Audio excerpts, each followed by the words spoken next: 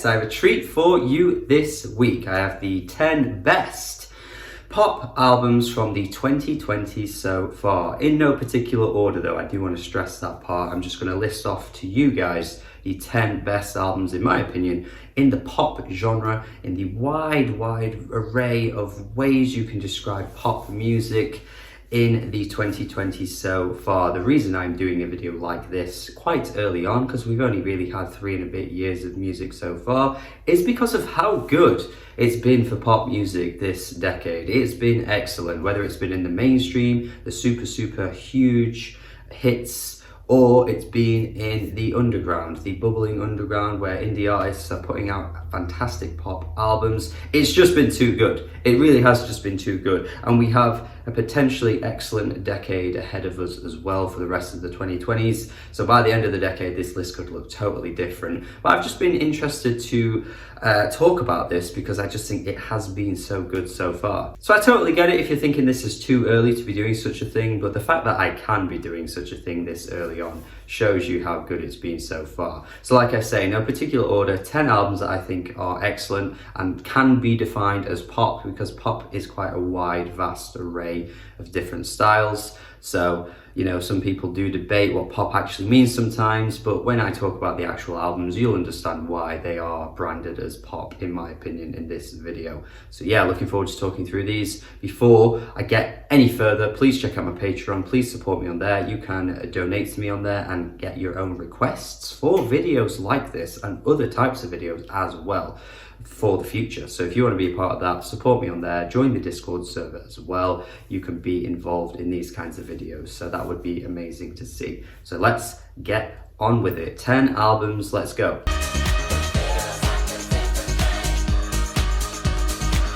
Wanted to start with Confidence Man, Tilt. This is a really fun time. This album for me was an album that has grown on me over time as well. And I love Confidence Man for just how unseriously they take life. They do not take a single moment of their music too seriously. I mean, they take making the music seriously, obviously, but the fact that everything is so easy, breezy, fun, sarcastic, silly, just brings joy to my world. And I love that there is an artist out there like this that just make this type of music, and it is so appealing, it's so fun, it's so accessible. And when you look at their like monthly listeners as well on, you know, streaming services or Last.fm, you'd be surprised at how low it is, because these guys deserve way more than they get. And this is just really fun, well-crafted pop music that is so danceable and fun. I just keep saying the word fun, but it's like the most fun album ever, man. They have some fantastic tracks on here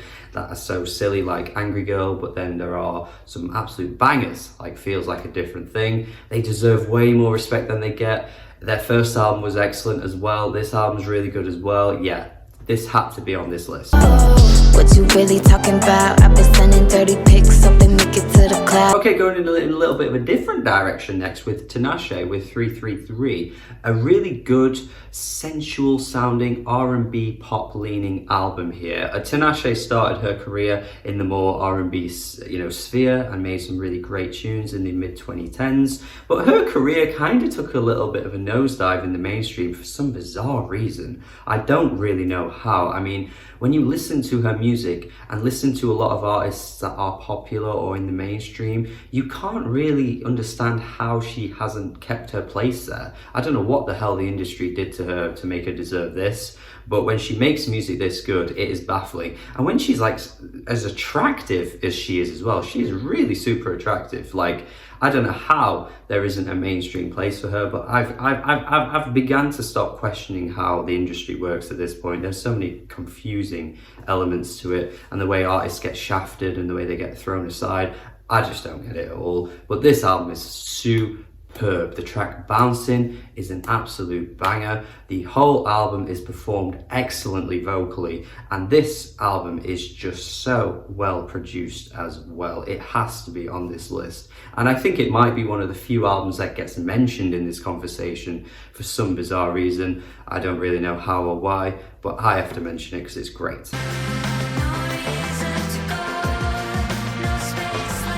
Okay, we gotta go with my girl Hachi next, Giving the World Away. Her sophomore album did not disappoint in any way at all. It is a really wonderful, dreamy, soft and pillowy album that takes some risks compared to her previous stuff. Of course, it's still a dreamy pop album, but the way that she delved into more of like the baggy Manchester sound with tracks like The Rhythm was really refreshing to hear, and the track itself is honestly crazy how she came up with that and made it sound so good and pulled it off so well. But of course, you've still got really super anthemic tracks like Lights On and Quicksand, which are excellent songs as well. The whole album is just an absolute treat. And yes, you could, brand it in the dream pop genre, which I think is fair enough. But I do think some of those risks and some of the directions she takes on the album do put it in the pop genre as well. Yeah, sure, it's not as quite as popular as some of the other albums I'm going to mention on this list, just like Confidence Man,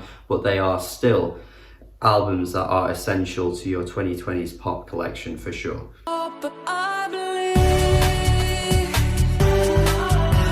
Okay, we're going with now the most recent album on this list. It only came out a few weeks ago, but I am putting it on here already, and I am confident in doing that. Caroline Polachek. Yes, of course, I do believe Desire, I Want to Turn Into You is one of the best pop releases we've had this decade so far, and it was already cemented as that before it came out, to be honest. It was just one of those albums where before I'd even heard it, I knew it was going to be good because of the singles that were released. Bunny is a Rider, Welcome to My Island is fantastic as well. All of the singles were absolutely brilliant, and Sunset, Jesus Christ, Sunset, what a song that is, what a gorgeous song that is. And yeah, as I keep saying about Caroline, one of the best vocalists out there at the moment as well. Probably, arguably the best vocalist on this entire list. I think you could say she's got to at least be top 3 for me on this list. So yeah, easily one of the best albums of the decade so far in the pop world. Really creative artist who is somehow reinventing herself years beyond her first releases, and she is doing fantastically at making that happen so well.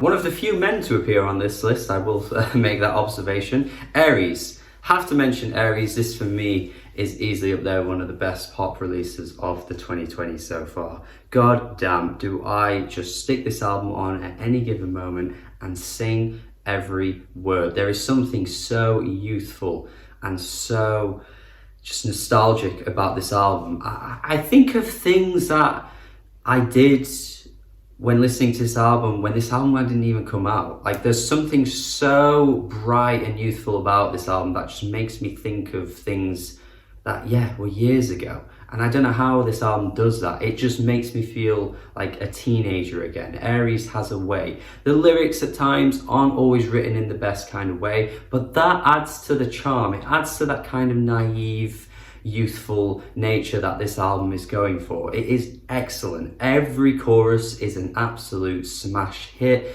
Another artist that I do not understand how hasn't had any mainstream success yet, because all these choruses are absolute earworms and get stuck in my head for days whenever I hear them. It's fantastic. I think Aries has a bright future ahead of him, and he is one of the best around right now in the pop music game.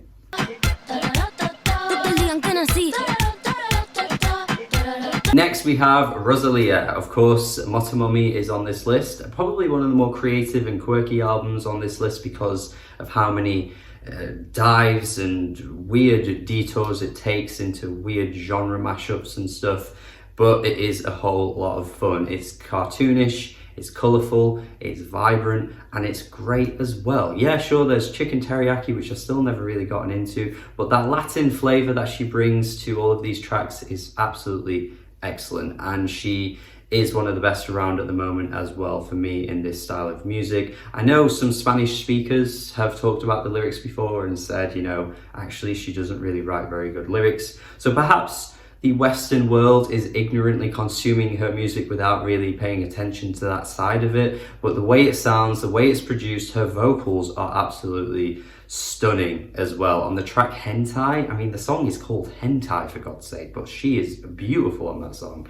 And yeah, it is truly excellent stuff. I love Rosalia. I think this is her best album so far as well, and a great addition to this decade of pop music.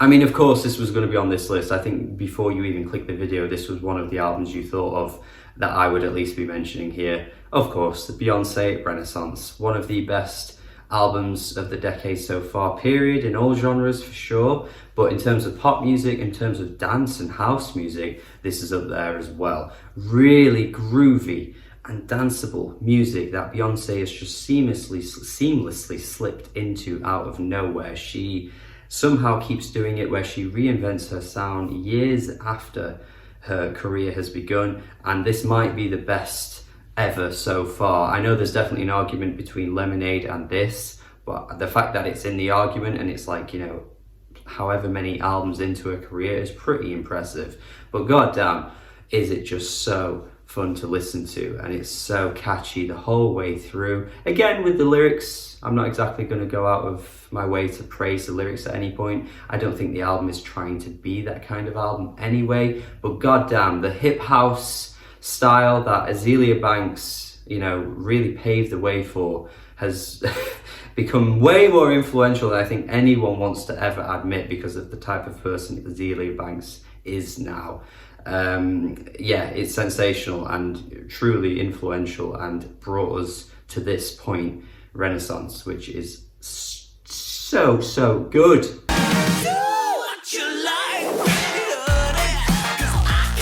All right, we're going more to the indie side of things now, though.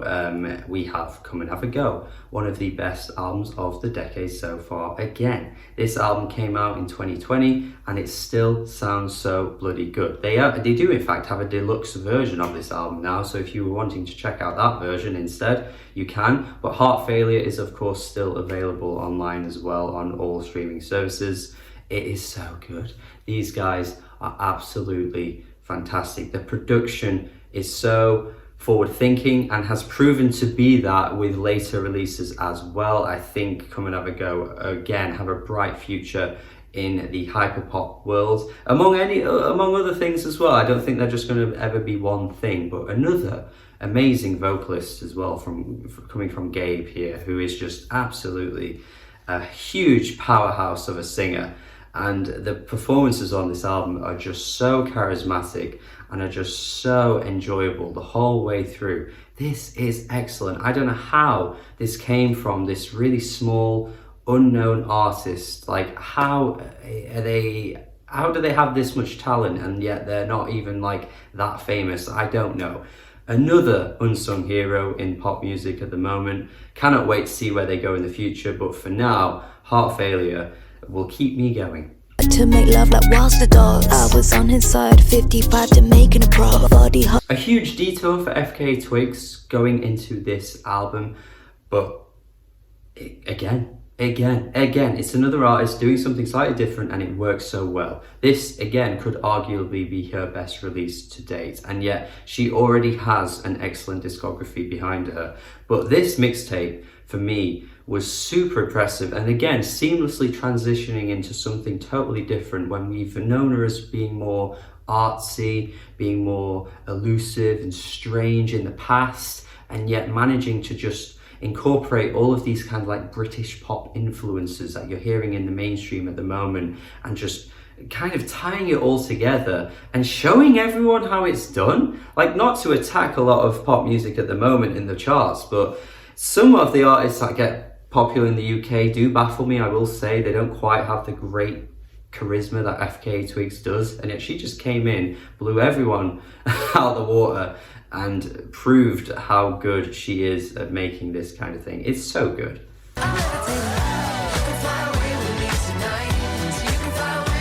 Alright, and our last pick here, Dua Lipa, Future Nostalgia. Possibly the earliest entry, I think, from this decade so far. I think it came out March 2020, which feels like a lifetime ago now. But yeah, this album for me is just very, very bloody good. It is a very horny album, you can't deny that, but goddamn, did she kill it with this one. I always saw something in Dua Lipa, but I didn't think her first album was particularly that great, but tracks like Be The One made me think she has something in her, something excellent in her, and it was this album.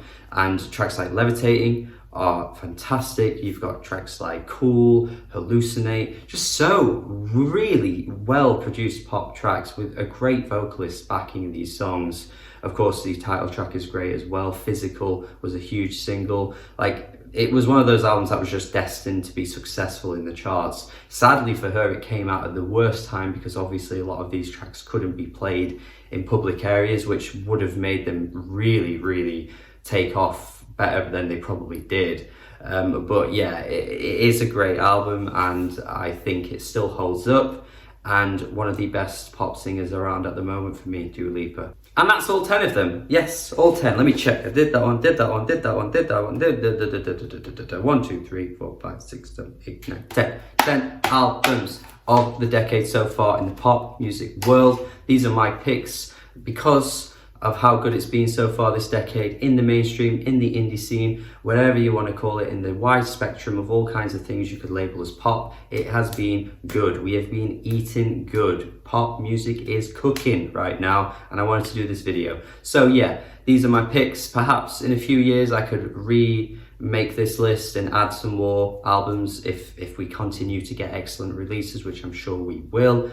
And that's my video done for the day. Thank you for watching. Please let me know your picks in the comments if there's any I've missed off that you would have.